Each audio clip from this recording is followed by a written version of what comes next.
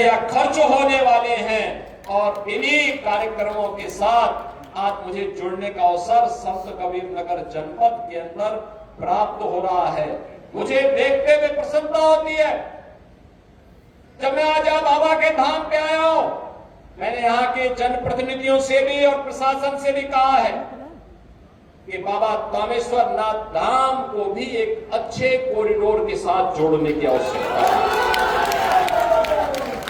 उजाड़ना नहीं किसी को, लेकिन व्यवस्थित पुनर्वास होना, व्यवस्थित पुनर्वास होना। आज आप देखते होंगे अयोध्या 2017 के पहले कैसी थी। आज जो भी आता है वो अभिभूत होता है, खुश होता है।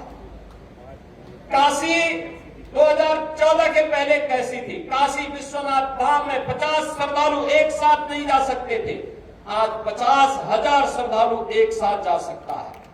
मां विंध्यवासिनी धाम में 10 श्रद्धालु एक साथ मंदिर में नहीं जा सकते थे, आज वहां पर 10,000 श्रद्धालु एक साथ माई के दर्शन करने के लिए मां विंध्यवासिनी धाम में जा सकता है।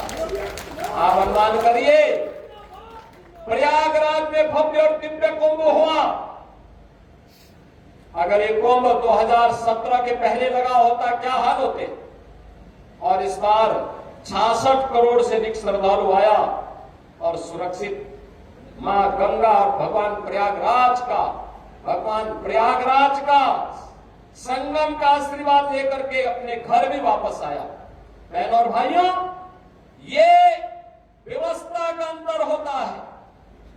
जो लाखों श्रद्धालु बाबा का दर्शन करने के लिए यहां पर आते हैं, उनको सुविधा मिले, सुरक्षा का माहौल मिले, ये सबकी जिम्मेदारी बनती है। यहाँ के गोसाइयों की भी बनती है, प्रशासन की भी बनती है और शासन की भी जिम्मेदारी बनती है। उनको सुरक्षित और अच्छा माहौल मिले और उस प्रकार के माहौल को देने के लिए मैंने कहा है, गोसाइयों से बात करो, ग्राम पंचायत वासियों से बात करो, अच्छा कॉरिडोर का निर्माण हो, बाबा के भव्य मंदिर का निर्माण हो और भव्य स्वरूप बाबा तामेश्वर नाथ का मिले, जिससे इस जनपद को एक पहचान मिले, सनातन धर्म को एक पहचान मिले। बाबा का आशीर्वाद लगातार संत कबीरनगर वासी जनपद वासियों के ऊपर बरसता हुआ दिखाई दे, इस प्रकार का माहौल यहाँ पर देखना चाहिए। और बहनों और भाइयों, आज मुझे लगता है कि बाबा ने जानबूझ करके कार्यक्रम यहाँ पर खींच करके कार्यक्रम यहाँ पर चला दिया। बहनों और भाइयों, ये कार्यक्रम शीघ्र यहाँ का एक कार्य योजना बन करके मेरे पास आएगी, हम उसको स्वीकृति देंगे, विकास का कार्य होगा।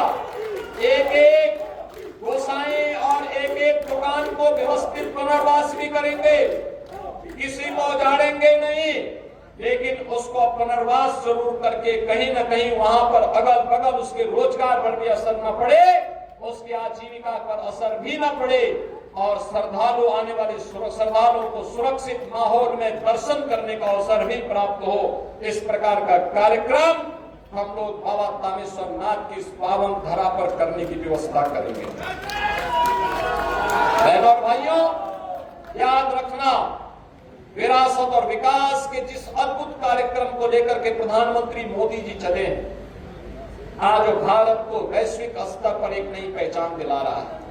ये नया भारत है, ये नया भारत दुनिया के अंदर, पूरी दुनिया के अंदर अपनी ताकत का एहसास करा रहा है और उसी ताकत का एहसास कराने का परिणाम है।